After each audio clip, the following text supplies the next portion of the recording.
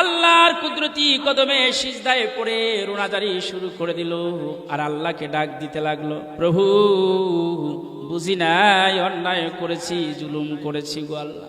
মালিক তোমার পয়গম্বর একদিন না, 2 দিন না, 1 মাস না, 2 মাস না, 1 বছর 2 বছর না, দীর্ঘ 40টা বছর আমাদেরকে দাওয়াত দিয়েছে। 40টা বছর, কয় বছর? দীর্ঘ 40 বছর দাওয়াত দিয়েছে।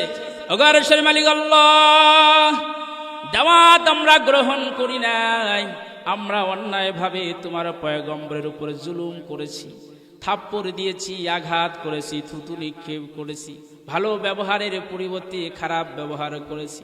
মালিক আমরা জানি তুমি যেই আযাবের কথা তোমার পয়গম্বরের মাধ্যমে বলেছো, আল্লাহ আমরা সকলেই বিশ্বাস করে নিলাম। ও মালিক আমাদের কৃত কর্মের কারণে যদি আযাব দিয়ে আমাদের সকলকে ধ্বংস করে দাও গো আল্লাহ, আমরা তো সকলেই ধ্বংস হয়ে যাব। আল্লাহ আমরা নিজেদের কৃত কর্মের জন্য অনুতপ্ত হয়েছি। মালিক মাপ চাচ্ছি, তুমি মেহেরবানি করে মাফ করে দাও। কয় লক্ষ মানুষ?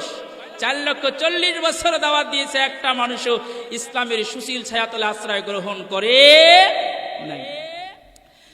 নিনওয়া 4 লক্ষ মানুষ অধিবাসী যারা ছিল সকলেই সিজদায় পড়ে মালিককে ডাক দিলেন, ওগো মালিক আল্লাহ মাফ করে দাও, আর গুনার কাজ করব না, আর অগ্নি পূজা করব না, আল্লাহ এবং উজ্জার গোলামি করব না। মালিক আমাদের কৃত কর্মের কারণে আমাদের উপরে আযাব গজব নাজিল করে আমাদের সকলকে সমূলে ধ্বংস করে দিও। এমন ভাবে কান্নাকাটি করেছে আর তওবা করেছে। ওগো প্রভু খালেস নিয়তে তওবা করলাম, আর কখনো কোন সময়ের জন্য তোমার নাফরমানি করব না গো আল্লাহ। এইভাবে তওবা করার কারণে আল্লাহ এই নিনওয়া 4 লক্ষ অধিবাসীদেরকে আল্লাহ তাআলা মাফ করে দিয়েছি। সুবহানাল্লাহ বলে। আল্লাহ তাআলা তার আযাব গজব